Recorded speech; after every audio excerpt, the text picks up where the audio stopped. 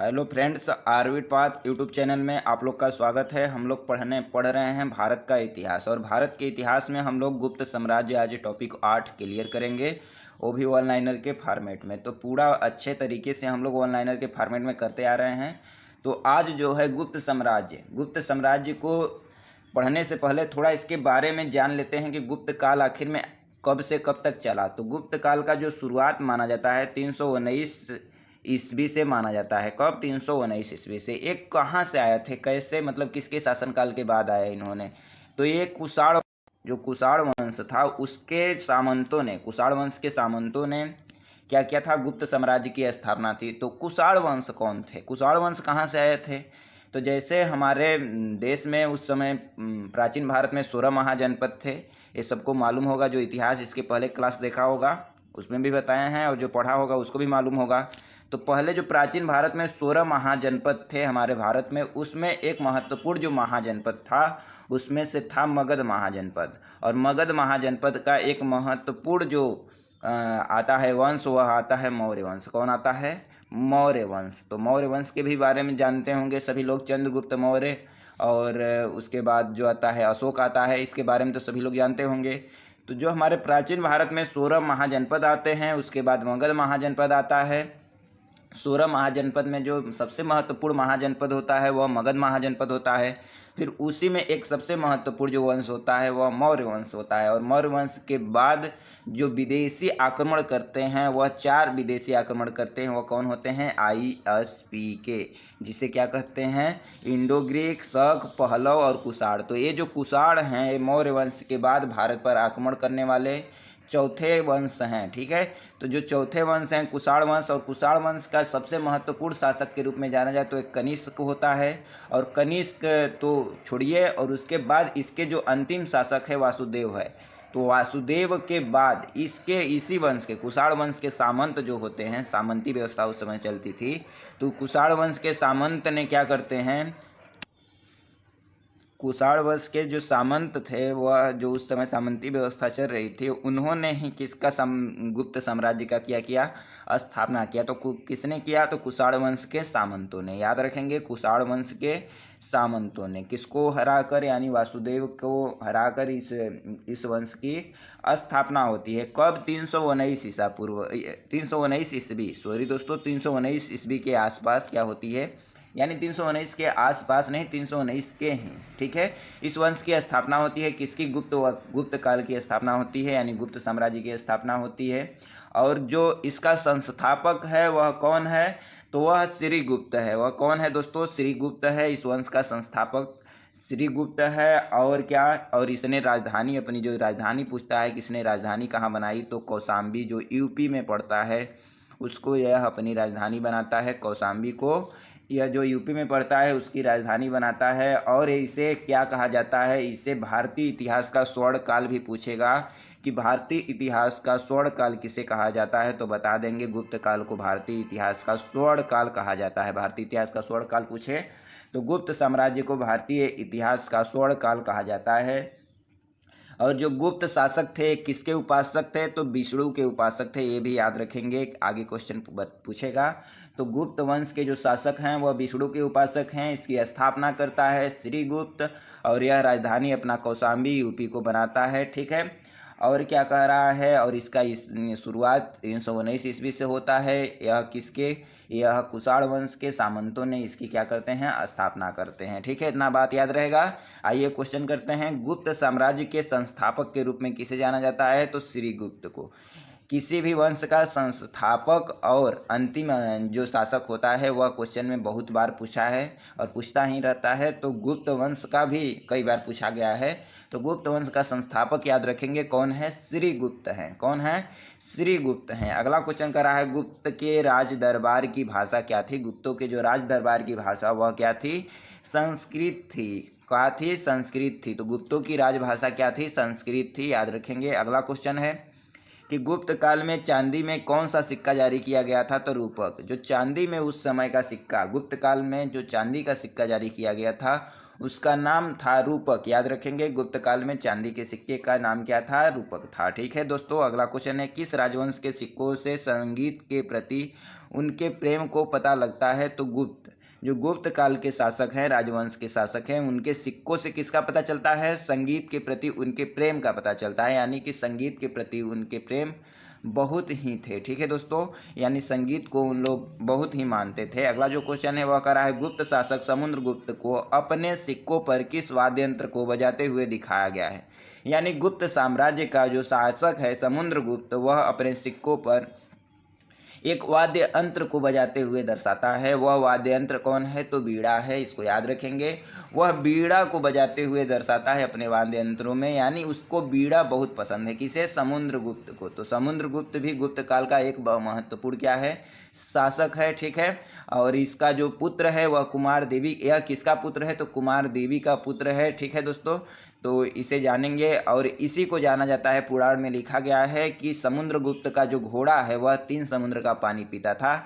इसका मतलब क्या है कि समुद्रगुप्त का घोड़ा 3 समुद्र का पानी पीता था। इसका मतलब है कि दक्षिण भारत का अधिकार समुद्रगुप्त के पास था, यानी दक्षिण भारत जो है वह 3 तरफ से समुद्रों से घिरा हुआ है, तो उसका अधिकार किसका था? समुद्रगुप्त का था। इसलिए कहा जाता है कि उसका घोड़ा तीनों समुद्र का पानी पीता था। ठीक है दोस्तों, अगला जो क्वेश्चन है वह कह रहा है, अगला क्वेश्चन देखेंगे दोस्तों, आगे 39वां क्वेश्चन है वह बोल रहा है गुप्त काल के दौरान सोने के सिक्के को क्या कहा जाता था? तो गुप्त काल के दौरान जो सोने के सिक्के थे उनको दिनार कहा जाता था। सर्वाधिक सोने के सिक्के किसके शासनकाल में किसके शासनकाल में हुए? तो जारी किए गए तो गुप्त काल के। पहले पढ़ चुके हैं, सर्वाधिक सोने के सिक्के किसके शासनकाल में जारी हुए, किस वंश के शासनकाल में जारी हुए? तो गुप्त काल के। ठीक है, और गुप्त काल के सोने के सिक्कों को क्या कहा जाता था? दिनार कहा जाता था। वहीं क्वेश्चन कह रहा है कि कौन राष्ट्रगुप्त के दरबारी कवि और मंत्री हैं? तो समुद्रगुप्त के दरबारी कवि और मंत्री कौन है? हरिशेन हैं। कौन है? हरिशेन हैं, समुद्रगुप्त के दरबारी और कवि और मंत्री। ठीक है, अगला क्वेश्चन है मेघदूतम, विक्रमोर्वशीयम, रघुवंशम। ठीक है, तो मेघदूत के लेखक कौन है? तो कालिदास। मेघदूत के लेखक पूछे तो कौन है? कालिदास, महाकवि कालिदास। ठीक है, वहीं कालिदास जो क्या लिखते हैं? रघुवंशियम। ठीक है, अगला जो क्वेश्चन है तक्षशिला विश्वविद्यालय में राजनीति विज्ञान के अर्थशास्त्र के प्राध्यापक कौन थे? यानी जो तक्षशिला विश्वविद्यालय है उसमें राजनीति विज्ञान और अर्थशास्त्र के प्राध्यापक कौन हैं? ठीक है, तो कौन है? कौटिल्य है। कौन है? कौटिल्य। कौटिल्य कौन है? चाणक्य हैं। ठीक है, और चाणक्य कौन है? चंद्रगुप्त मौर्य के गुरु। अगला जो क्वेश्चन है, अगला क्वेश्चन कर रहा है नालंदा विश्वविद्यालय महाविहार जिसे कहा जाता है का निर्माण किसने शुरू किया है? तो कुमारगुप्त ने। तो कुमारगुप्त ने क्या किया है? नालंदा विश्वविद्यालय महाविहार का निर्माण किसने शुरू किया है? तो कुमारगुप्त ने किया है। किसने किया है? कुमारगुप्त ने किया है। यह भी गुप्त वंश का एक शासक है। ठीक है, यह चंद्रगुप्त द्वितीय के बाद अगला शासक बनता है। कौन? कुमारगुप्त। यानी चंद्रगुप्त द्वितीय जो विक्रमादित्य हैं उनके बाद का शासक है कौन? कुमारगुप्त। इसने किसका निर्माण करवाया? इसने नालंदा विश्वविद्यालय का निर्माण करवाया और इसने महायान शाखा का, जो महायान शाखा है उसका ऑक्सफोर्ड भी इसे ही कहा जाता है। क्वेश्चन पूछा जाता है महायान शाखा का ऑक्सफोर्ड किसे कहा जाता है? तो नालंदा विश्वविद्यालय को कहा जाता है। और वही नालंदा विश्वविद्यालय जो बिहार में निर्मित है, जो बिहार में स्थित है, उसका निर्माण कौन कराता है? वह कराता है कुमारगुप्त। और कुमारगुप्त गुप्त वंश का एक शासक है। ठीक है दोस्तों, अगला जो क्वेश्चन है वह कर रहा है चंद्रगुप्त प्रथम का जो उत्तराधिकारी उसका पुत्र कौन है? तो उसका पुत्र जो है समुद्रगुप्त, यानी चंद्रगुप्त प्रथम के बाद जो शासन गद्दी पर बैठता है वह कौन है? समुद्रगुप्त बैठता है। वहीं समुद्रगुप्त जिसका घोड़ा 3 समुद्रों का पानी पीता है और जिसे भारत का नेपोलियन कहा जाता है। अगला क्वेश्चन है गुप्त वंश का अंतिम मान्यता प्राप्त राजा कौन है? तो विष्णुगुप्त है। यानी जो गुप्त वंश का अंतिम शासक पूछे तो वह कौन है? विष्णुगुप्त है। वहीं गुप्त वंश का प्रथम शासक यानी जो गुप्त वंश का संस्थापक है वह कौन है? श्रीगुप्त है, याद रखेंगे। ठीक है, अगला जो क्वेश्चन है कि विक्रमादित्य के दरबार में नवरत्न का हिस्सा कौन है? तो सूर्यदास भी नवरत्न का हिस्सा हैं। सूर्यदास का महाकवि कालिदास। ठीक है, वराह मिहिर। ठीक है, आर्यभट्ट, ये सब किसके शासनकाल में हैं? चंद्रगुप्त द्वितीय विक्रमादित्य के शासनकाल के कवि हैं। ठीक है, अगला जो क्वेश्चन है गुप्त काल में कौन सी वस्तु का निर्यात योग्य नहीं है? तो जो गुप्त काल में कौन सी वस्तु निर्यात नहीं होती थी? तो टीन निर्यात नहीं होती थी। अगला क्वेश्चन है सुल्तानगंज बिहार के भागलपुर के पास में खोजी गई गौतम बुद्ध की विशाल प्रतिमा किस काल की हैं? तो गुप्त काल की हैं। किस काल की हैं? गुप्त काल की। अगला क्वेश्चन है ब्रह्मगुप्त ने किसको संदर्भित करने के लिए कुट्टाका और कुट्टाका गणिता शब्दों का प्रयोग किया? ठीक है। तो जो ब्रह्मगुप्त है वह किसको संदर्भित करने के लिए कुट्टाका और कुट्टाका गणिता का शब्द का प्रयोग किया, तो बीज गणित। तो यानी बीज गणित को संदर्भित करने के लिए जो ब्रह्मगुप्त है वह किस शब्द का प्रयोग करता है, कुट्टाका और कुट्टाका गणिता का। ठीक है। अगला जो क्वेश्चन है वह बोल रहा है कि प्रसिद्ध गुप्त काल दशावतार मंदिर जिसे उत्तर भारत में सबसे पहले पंचायतन मंदिरों में से एक के रूप में मान्यता प्राप्त है, वह कहाँ है, तो देवगढ़ में है। तो यह गुप्त काल के शासकों द्वारा बनाया गया है। दशावतार मंदिर कहाँ है, देवगढ़ में है। और कहाँ है, उत्तर भारत में है। ठीक है। पंचायतन मंदिरों में, पहले पंचायतन मंदिरों में से एक के रूप में मान्यता इसको मिली है। ठीक है। तो किसके द्वारा बनाया गया है, गुप्त काल के द्वारा बनाया गया है। वहीं अजंता की गुफाएं भी किसके द्वारा बनाया गया है, गुप्त काल में। और गुप्त सर्वाधिक अच्छी चित्रकारी भी कहाँ मिलती है, अजंता की गुफाओं में। और वह किसके द्वारा निर्मित है, गुप्त काल के शासकों द्वारा। ठीक है, याद रखेंगे। अगला जो क्वेश्चन है, गुप्त शासकों ने हलीवाकर, खाली स्थान में भरेंगे, हलीवाकर नामक एक जुर्माना लगाया। तो जो उनके जुर्माना का नाम है वह क्या है, हलीवाकर है। क्या है, हलीवाकर है। जो क्या करता है, हल के मालिकों द्वारा प्रत्येक किसान द्वारा भुगतान किए जाने वाला हल का कर है। ठीक है। तो हलीवाकर हल का कर है। जो कौन देता है, गुप्त वंश के जो उस वंश में जो किसान है वह कर इसको देते हैं। किस पर देते हैं, हल पर देते हैं। ठीक है। तो हल पर लगने वाला जो कर है गुप्त काल में हलीवाकर है, जिसको किसान मालिकों द्वारा दिया जाता है हल पर। ठीक है दोस्तों। अगला जो क्वेश्चन है वर्धन वंश। ठीक है। अगला टॉपिक 9 है, वर्धन है। इसमें भी जो महत्वपूर्ण क्वेश्चन आता है, जो महत्वपूर्ण शासक हैं, हर्षवर्धन है, ठीक है, विष्णुवर्धन है। तो यह भी महत्वपूर्ण चैप्टर हो जाएगा वर्धन वंश भारतीय इतिहास का, जिससे क्वेश्चन बनता है। तो अगला टॉपिक भी आप लोग जरूर देखिएगा। अगर अभी तक बने हैं तो इस चैनल को लाइक और सब्सक्राइब कर दीजिए। और पिछला वीडियो आपको देखना है तो उसका मैं प्ले लिस्ट बना दिया हूँ, ब्लैक बुक भारतीय इतिहास के नाम से। वह जाकर डिस्क्रिप्शन में लिंक होगा, जाकर देख लेना, या मेरे चैनल पर प्लेलिस्ट में जाकर देख लेना। ठीक है दोस्तों। तो आज के लिए बस इतना ही, धन्यवाद।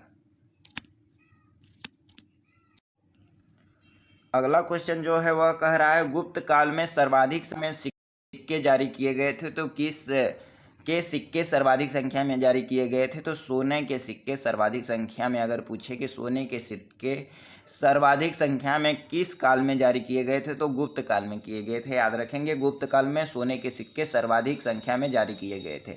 सर्वप्रथम किसने किया, तो यूनानियों ने किया। सोने के सिक्के अगर पूछे कि सर्वप्रथम किसने जारी किया, तो यूनानियों ने। ठीक है दोस्तों। अगला क्वेश्चन कर रहा है, किस राजवंश के शासन को भारतीय इतिहास का स्वर्ण काल कहा जाता है, जो पहले बता चुके हैं कि भारतीय इतिहास का स्वर्ण काल पूछे तो गुप्त साम्राज्य को बता देंगे। गुप्त साम्राज्य क्या है, भारतीय इतिहास के स्वर्ण काल के रूप में जाना जाता है। ठीक है। ये किसके उपासक हैं, विष्णु के उपासक हैं। इसकी जो संस्थापक है वह श्रीगुप्त है। ठीक है दोस्तों, याद रहेगा, श्रीगुप्त है। अगला जो क्वेश्चन कर रहा है, अजंता की चित्रकारी किससे संबंधित है, तो गुप्त काल से संबंधित है। यानी जो अजंता में चित्रकारी की गई है वह किसके द्वारा कराई गई है, तो गुप्त काल के शासकों द्वारा कराई गई है अजंता की चित्रकारी। याद रहेगा, अजंता की चित्रकारी गुप्त काल के शासकों द्वारा कराई गई है। अजंता की गुफाओं का निर्माण भी किसने करवाया, तो गुप्त काल के शासकों ने करवाया। यानी अजंता की जो निर्माण है, अजंता की गुफाओं का जो निर्माण है उसने किसने करवाया, गुप्त काल के शासकों ने करवाया। वहीं अजंता की चित्रकारी की भी बात करें तो किसने करवाया है, गुप्त काल ने। वहीं अगला करा है, गुप्त काल की चित्रकारी के सर्वोत्तम नमूने किस स्थान पर देखे जाते हैं, तो अजंता में। यानी जो सर्वोत्तम नमूने हैं, यानी सबसे बढ़िया जो अजंता की गुफाओं में चित्रकारी की गई है गुप्त काल के शासकों द्वारा। याद रखेंगे। अगला क्वेश्चन है, गुप्त वंश क्यों प्रसिद्ध है, तो गुप्त वंश क्यों प्रसिद्ध है, कला और वास्तुकला के लिए क्या है, प्रसिद्ध है गुप्त काल। ठीक है। गुप्त काल किसके लिए प्रसिद्ध है, कला और वास्तुकला के रूप में प्रसिद्ध है। अगला जो क्वेश्चन है कि चंद्रगुप्त जो प्रथम है, चंद्रगुप्त मौर्य नहीं बात कर रहा है यहाँ दोस्तों, मौर्य वंश का शासक जो है, जो मौर्य वंश का संस्थापक है वह चंद्रगुप्त मौर्य है, लेकिन यहाँ क्या है, गुप्त काल का सेकेंड शासक है चंद्रगुप्त प्रथम। ठीक है। इसका बात नाम क्या है, चंद्रगुप्त प्रथम, ये मौर्य नहीं है, इसको याद रखेंगे, कंफ्यूज नहीं होंगे। चंद्रगुप्त प्रथम के ने लिच्छवियों के किस शहर को दहेज के रूप में प्राप्त किया था। यानी जो चंद्रगुप्त प्रथम है वह लिच्छवियों से किस शहर को दहेज के रूप में, यानी कि उसने विवाह किया होगा, तो लिच्छवियों ने क्या किया होगा, उसने पाटलिपुत्र को क्या कर दिया, उसे दहेज के रूप में दे दिया। तो इसे जो चंद्रगुप्त मौर्य के बारे में, चंद्रगुप्त प्रथम के बारे में थोड़ा सा जान लेते हैं। चंद्रगुप्त प्रथम क्या है? इस वंश का वास्तविक संस्थापक इसे माना जाता है। किस वंश का? गुप्त काल का वास्तविक संस्थापक माना जाता है, ठीक है। और इसने क्या किया? लिच्छवी राजकुमारी कुमार देवी इसकी पत्नी का नाम याद रखेंगे, कुमार देवी है, कुमार देवी से विवाह करता है। तो लिच्छवी नरेश जो हैं इनको क्या करते हैं? गिफ्ट करते हैं। क्या गिफ्ट करते हैं? पाटलिपुत्रा गिफ्ट करते हैं, ठीक है। और इसने एक प्रकार का सिक्का चलाया जिसका नाम है राजा रानी प्रकार का सिक्का चलाया, ठीक है। और महाराजाधिराज उपाधि धारण करने वाला चंद्रगुप्त प्रथम था, ठीक है। इसने महाराजाधिराज की भी उपाधि धारण की थी। किसने? चंद्रगुप्त प्रथम ने। अगला जो क्वेश्चन करा है, लिच्छवी दौहित्र यानी लिच्छवी नरेश का क्या जो दामाद किसे कहा जाता है? तो चंद्रगुप्त प्रथम का। तो लिच्छवी दौहित्र के नाम से जाना जाता है। तो लिच्छवी दौहित्र किसे कहा जाता है? चंद्रगुप्त प्रथम को। और गुप्त शक की स्थापना किसने की? तो चंद्रगुप्त प्रथम ने। तो गुप्त शक है उसकी स्थापना कौन करता है? चंद्रगुप्त प्रथम करता है। वहीं अगला क्वेश्चन है, महाराजाधिराज की भव्य उपाधि धारण करने वाला गुप्त वंश का प्रथम शासक पूछे तो वह कौन है? चंद्रगुप्त प्रथम, यानी भव्य उपाधि के नाम से जाना जाता है। महाराजाधिराज की उपाधि धारण करने वाला गुप्त वंश का प्रथम शासक कहे तो कौन है? चंद्रगुप्त प्रथम है, याद रखेंगे, चंद्रगुप्त प्रथम है, ठीक है। वहीं चंद्रगुप्त प्रथम है जिसे चंद्रगुप्त वंश का वास्तविक संस्थापक माना जाता है। यह लिच्छवी राजकुमारी से कुमार देवी से विवाह करता है और पाटलिपुत्र को दहेज के रूप में प्राप्त करता है और राजा रानी प्रकार का सिक्का चलाया, ठीक है दोस्तों। अगला क्वेश्चन करा है, अपनी जीत के कारण भारत का नेपोलियन भी कहा गया। कौन? समुद्रगुप्त। भारत का नेपोलियन किसे कहा जाता है? क्वेश्चन कई बार पूछा है कि भारत का जो नेपोलियन है वह किसे कहा जाता है? तो समुद्रगुप्त को कहा जाता है। और इसे कहा जाता है कि इसका जो घोड़ा है, यह समुद्रगुप्त का जो घोड़ा है वह 3 समुद्र का पानी पीता है, यानी सर्वस्व दक्षिण भारत में इसका अधिकार होता है दोस्तों, ठीक है। और यह किसका पुत्र है? तो कुमार देवी का पुत्र है, यानी यह चंद्रगुप्त प्रथम का पुत्र है, ठीक है। और बचपन का नाम पूछे तो बचपन का नाम इसका कांच था, याद है, बचपन का नाम इसका क्या है? कांच है, ठीक है। और जो भारत का नेपोलियन इसे कौन कहता है? तो बचपन का नाम इसका कांच है, याद रखेंगे। और बचपन इसे भारत का नेपोलियन कौन कहता है अगर पूछा जाए तो बीए स्मिथ जी हैं। कौन है? बीए स्मिथ जी हैं, जो क्या कहते हैं कि यह भारत का नेपोलियन है और इसे भारत का नेपोलियन भी कहा गया, ठीक है, बीए स्मिथ के द्वारा। और जो क्या कर रहे हैं, अर्ली हिस्ट्री ऑफ इंडिया पुस्तक के लेखक हैं। इन्होंने क्या लिखा? जो बीए स्मिथ है इन्होंने पुस्तक पूछता है अर्ली हिस्ट्री ऑफ इंडिया के नाम से पुस्तक लिखते हैं। कौन? BA Smith. तो याद रहेगा दोस्तों। अगला जो क्वेश्चन है वह कह रहा है कि किस स्तंभ शिलालेख में समुद्रगुप्त की उपाधियों दर्ज हैं जिससे उसकी विजय के बारे में नेपोलियन कहा जाता है? क्या बोला? ये किस स्तंभ शिलालेख में समुद्रगुप्त की उपाधियां जो दर्ज हैं, ठीक है, और उसी में लिखा गया है कि भारत का नेपोलियन, ठीक है। तो इलाहाबाद स्तंभ, जो इलाहाबाद का स्तंभ है उसको क्या कहते हैं? प्रयाग प्रशस्ति अभिलेख, ठीक है। तो प्रयाग प्रशस्ति अभिलेख है, ठीक है। तो प्रयाग प्रशस्ति अभिलेख इलाहाबाद का जो है उसमें लिखा गया है कि जो चंद्रगुप्त के विजय के बारे में वर्णन किया गया है और उसी में लिखा गया है यह भारत का नेपोलियन है, ठीक है। अगला जो क्वेश्चन है वह कह रहा है इलाहाबाद जो स्तंभ शिलालेख की रचना किसने की? तो हरिसेना लिखा है, हरिसेन है। तो इलाहाबाद स्तंभ शिलालेख की रचना किसने की? तो हरिसेन ने की। किसने की? हरिसेन ने की, ठीक है। अगला जो क्वेश्चन है, आर्यभट्ट, कालिदास, धन्वंतरी, वराहमिहिर प्रसिद्ध नाम के गुप्त साम्राज्य के दरबार में रहते थे वो कौन हैं? तो चंद्रगुप्त द्वितीय। तो चंद्रगुप्त द्वितीय जो विक्रमादित्य के नाम से जाना जाता है उसके दरबार में कौन कौन है? तो नवरत्न रहते थे, आर्यभट्ट, कालिदास, धन्वंतरी, वराहमिहिर जैसे क्या रहते थे? नवरत्नों में से 4 लोग ये हैं, ठीक है। तो चंद्रगुप्त द्वितीय विक्रमादित्य जो हैं उनके दरबार में ये सब विद्वान रहते हैं। कौन है? नवरत्न में कौन कौन है? कालिदास हैं, ठीक है, आर्यभट्ट हैं, धन्वंतरी हैं, वराहमिहिर हैं, और बता दें अमरदास हैं, ठीक है, और अमरदास हैं, ये सब क्या हैं? प्रमुख है, ठीक है दोस्तों। आगे जो क्वेश्चन है वह करा है विक्रमादित्य की उपाधि धारण करने वाला प्रथम गुप्त शासक कौन है? तो कौन है? चंद्रगुप्त द्वितीय। तो चंद्रगुप्त द्वितीय क्या है? विक्रमादित्य की उपाधि धारण करने वाला प्रथम गुप्त साम्राज्य का शासक है। यानी जो गुप्त साम्राज्य के शासक हैं वो बहुत ही फेमस हैं, जैसे चंद्रगुप्त प्रथम महाराजाधिराज की उपाधि धारण कर लिया, समुद्रगुप्त भारत का नेपोलियन कहा गया और दक्षिण भारत पर सर्वोच्च पूरा अधिकार इसका है। उसके बाद चंद्रगुप्त द्वितीय विक्रमादित्य आता है समुद्रगुप्त के बाद, जिसने विक्रमादित्य की उपाधि धारण करता है। ठीक है, इसका दूसरा नाम देवगुप्त है।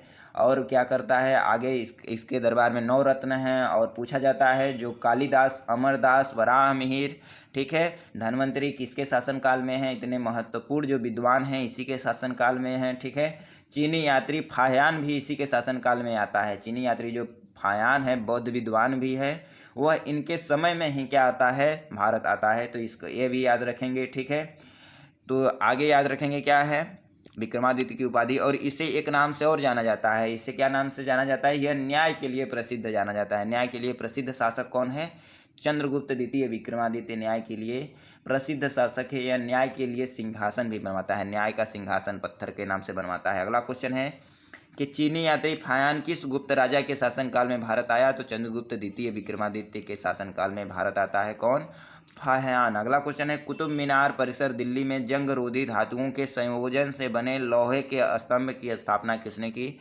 तो चंद्रगुप्त द्वितीय ने की। क्या की, कुतुब मीनार जो परिसर है उसके दिल्ली में जो जंग रोधी धातुओं के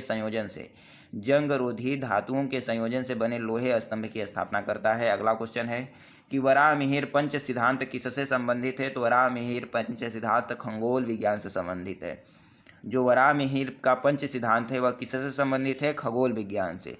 वहीं अगला क्वेश्चन करा है गुप्त काल में एक महान खगोल शास्त्री और गणितज्ञ कौन हैं, तो जिन्होंने शून्य का आविष्कार किया। तो शून्य का आविष्कार भी जानते नहीं होंगे तो जान लेंगे। शून्य का आविष्कार करने वाले आर्यभट्ट हैं और वह किसके दरबार में रह रहे हैं। तो किसके दरबार में रह रहे हैं, चंद्रगुप्त द्वितीय विक्रमादित्य के दरबार में रह रहे हैं और वह 9 रत्नों में से एक है। और क्या हैं, महत्वपूर्ण खगोल शास्त्री और गणितज्ञ हैं। ठीक है, इन्होंने शून्य का आविष्कार करते हैं। अगला जो क्वेश्चन है आयुर्वेद के चिकित्सक द्वारा जो चिकित्सा के देवता के रूप में सम्मानित किए जाते हैं वो कौन हैं। तो धन्वंतरी हैं और किसके शासनकाल में रह रहे हैं। तो चंद्रगुप्त द्वितीय विक्रमादित्य के शासनकाल में रह रहे हैं। ठीक है, तो जो आयुर्वेद के चिकित्सक हैं यानी चिकित्सा के देवता हैं, आर्यभट्ट भी धन्वंतरी भी किसके शासनकाल में हैं, चंद्रगुप्त द्वितीय के शासनकाल में हैं। वहीं महान खगोल शास्त्री गणितज्ञ जीरो के आविष्कार करता वह कौन है, आर्यभट्ट, वो भी कहाँ हैं, चंद्रगुप्त द्वितीय विक्रमादित्य के शासनकाल में। वहीं महान कवि कालिदास भी किसके शासनकाल में हैं, चंद्रगुप्त द्वितीय का विक्रमादित्य के। अगला जो क्वेश्चन है कौन सा साहित्यिक कार्य शास्त्रीय संस्कृत साहित्य से संबंधित है। तो मेघदूत। तो मेघदूत, अभिज्ञान शाकुंतलम, ठीक है, ये सब किसने लिखा, तो कालिदास ने लिखा है। ठीक है, तो याद रखेंगे जो मेघदूत है तो क्या है, शास्त्रीय संस्कृत साहित्य है और किसने लिखा, तो कालिदास ने। अगला क्वेश्चन है किस गुप्त राजा ने हूणों को भारत पर आक्रमण करने से रोका। तो स्कंदगुप्त इस वंश का एक प्रमुख शासक है। स्कंदगुप्त, इसने क्या किया, यह हूणों को जो हूण हैं, ठीक है, उसको भारत पर आक्रमण करने से रोका। ठीक है, हूण विदेशी थे, उनको भारत पर आक्रमण करने से कौन रोकता है, स्कंदगुप्त के बारे में पूछा जाता है। और वहीं स्कंदगुप्त के बारे में एक और पूछा जाता है कि इसने सुदर्शन जी का पुनर्निर्माण किसने करवाया। तो स्कंदगुप्त। ठीक है, तो स्कंदगुप्त क्या हैं, यह सुदर्शन झील का पुनः निर्माण करते हैं और हूणों के आक्रमण से भारत को क्या करते हैं, रोकते हैं। तो हूणों का आक्रमण जो होता है भारत पर उसको करने से इन्होंने रोका, कौन, स्कंदगुप्त, याद रखेंगे। अगला जो क्वेश्चन है सबसे पुराना विश्वविद्यालय कौन सा है। तो नालंदा विश्वविद्यालय जो है वो कहाँ है, बिहार में है नालंदा विश्वविद्यालय। यह सबसे पुराना विश्वविद्यालय माना जाता है, नालंदा विश्वविद्यालय। ठीक है, तो नालंदा विश्वविद्यालय जो है सबसे पुराना विश्वविद्यालय माना जाता है, इसको याद रखेंगे। अगला जो क्वेश्चन है वह करा है गुप्त काल के बाद कौन सा विश्वविद्यालय प्रसिद्ध हुआ। तो नालंदा विश्वविद्यालय प्रसिद्ध होता है गुप्त काल के बाद। अगला जो क्वेश्चन है वह करा है नालंदा विश्वविद्यालय कहाँ स्थित है। तो नालंदा विश्वविद्यालय बिहार में स्थित है। अगला क्वेश्चन है पंचतंत्र की कहानियों का संकलन किसमें मिलता है। तो विष्णु शर्मा, जो विष्णु शर्मा है, यह क्वेश्चन कई बार पूछ चुका है कि पंचतंत्र के लेखक कौन हैं। तो विष्णु शर्मा हैं। विष्णु शर्मा जो लिखे हैं, पंचतंत्र लिखे हैं, इसमें कहानियों का संकलन मिलता है। ठीक है, जो महत्वपूर्ण कहानियाँ हैं उसका संकलन मिलता है किसमें, पंचतंत्र में, याद रखेंगे। और पंचतंत्र किसने लिखा, तो विष्णु शर्मा जी ने लिखा। किसने लिखा, विष्णु शर्मा, याद रखेंगे। अगला क्वेश्चन है कि एक गुप्त शासक कौन है। तो विक्रमादित्य, जिसे चंद्रगुप्त द्वितीय विक्रमादित्य के नाम से जाना जाता है। वहीं विक्रमादित्य जो शासन के लिए प्रसिद्ध है, ठीक है दोस्तों, न्याय के लिए प्रसिद्ध है, यही क्या है, चंद्रगुप्त द्वितीय विक्रमादित्य क्या है, एक गुप्त शासक है। अगला जो क्वेश्चन है, महान भारतीय कवि और नाटककार महाकवि कालिदास की पुस्तकें कौन लिखी हैं, ठीक है। यानी जो महाकवि कालिदास हैं, ठीक है, यह कौन से शासक हैं, गुप्त के शासक हैं। वो भारतीय कवि हैं, ठीक है, नाटककार कवि हैं, ठीक है, और महाकवि के नाम से जाना जाता है किसे, कालिदास को। और इन्होंने क्या लिखा है, तो इनकी पुस्तक का नाम पूछता है अभिज्ञान शाकुंतलम, रघुवंशियम, मेघदूतम, विक्रमोर्वशीयम, कुमार संभवम। याद रखेंगे, अभिज्ञान शाकुंतलम, रघुवंशम, मेघदूतम, विक्रमोर्वशीयम, कुमार संभवम किसने लिखा, तो महाकवि कालिदास ने लिखा, ठीक है। और महाकवि कालिदास किसके नवरत्नों में से एक हैं, तो चंद्रगुप्त द्वितीय विक्रमादित्य के, ठीक है। मेरे बार बार क्वेश्चन रिपीट करने का मतलब है कि आपको याद हो जाए। अगला क्वेश्चन है मालविकाग्निमित्रम, तो मालविकाग्निमित्रम किसने लिखा, तो महाकवि कालिदास ने लिखा। तो याद रखेंगे कालिदास क्या क्या लिख रहे हैं, मालविकाग्निमित्रम लिखे, ठीक है, क्या लिखे, मालविकाग्निमित्रम लिखते हैं, अभिज्ञान शाकुंतलम लिखते हैं, रघुवंशियम लिखते हैं, मेघदूतम लिखते हैं, विक्रमोर्वशीयम लिखते हैं, कुमारवर्षीयम लिखते हैं। याद रखेंगे, अभिज्ञान शाकुंतलम, रघुवंशम, मेघदूतम, विक्रमोर्वशीयम, कुमार संभवम, मालविकाग्निमित्रम। इसके लास्ट में जो है अम आ रहा है, यानी जो यह पुस्तक लिखी गई है वह संस्कृत में लिखी गई है। जैसे अभिज्ञान शाकुंतलम, रघुवंशम, मेघदूतम, विक्रमोर्वशीयम, कुमार संभवम, मालविकाग्निमित्रम, ठीक है। अगला जो क्वेश्चन है ऐसे भी याद रहेगा जिसके लास्ट में म आए, ठीक है। अगला जो क्वेश्चन है वह कर रहा है अर्थशास्त्र। पहले भर लेते हैं, अर्थशास्त्र क्या है, राज्य कला, आर्थिक नीति और सैन्य रणनीति पर एक प्राचीन भारतीय ग्रंथ है। क्या है, अर्थशास्त्र, राज्य कला, आर्थिक नीति और सैन्य रणनीति, राज्य कला, आर्थिक नीति और सैन्य रणनीति पे एक प्राचीन भारतीय ग्रंथ कौन है, अर्थशास्त्र है। और यह संस्कृत में लिखा गया है। इसको कौन लिखता है, तो कौटिल्य। कौटिल्य यहाँ कहाँ से आ गया, लेकिन पढ़ लेते हैं, पढ़े भी हैं। कौटिल्य कौन है, चाणक्य है। और चाणक्य कौन है, कौटिल्य जो है चाणक्य है, यह चंद्रगुप्त मौर्य का जो है, चंद्रगुप्त प्रथम का नहीं, चंद्रगुप्त मौर्य जो मौर्य वंश का संस्थापक है उसका गुरु है चाणक्य, ठीक है। तो यह कौन क्या लिखता है, अर्थशास्त्र लिखता है। यहाँ क्वेश्चन बनने का उम्मीद नहीं था लेकिन बन गया, कोई बात नहीं, फिर से पढ़ लिए। अगला जो क्वेश्चन कर रहा है, सबसे पहले पी के मान की गणना किसने की, जो पी मान निकालते हैं हम लोग, ठीक है। तो पी के मान की गणना किसने की, तो आर्यभट्ट। आर्यभट्ट क्या हैं, आर्यभट्ट चंद्रगुप्त द्वितीय विक्रमादित्य के नवरत्नों में से एक हैं। इन्होंने जीरो का आविष्कार किया, ठीक है। यह महान गणितज्ञ हैं, ठीक है। इन्होंने पीआई का मान की भी गणना की, जो पीआई मान निकाला जाता है उसके मान की भी गणना किसने की, तो आर्यभट्ट करते हैं। अगला जो क्वेश्चन कहते हैं, वराह मिहिर ने कौन सी पुस्तक लिखी, तो वराह मिहिर कौन है, यह भी जो चंद्रगुप्त द्वितीय विक्रमादित्य के नवरत्नों में से एक हैं, ठीक है। तो इन्होंने बृहद संहिता लिखा। क्या लिखा, बृहद संहिता लिखा। वराह मिहिर ने क्या लिखा, बृहद संहिता लिखा। यह पूछा जाता है वराह मिहिर किसके शासनकाल में हैं कभी, तो यह चंद्रगुप्त द्वितीय विक्रमादित्य के शासनकाल में है। और क्या लिखते हैं, बृहद संहिता लिखते हैं, ठीक है दोस्तों।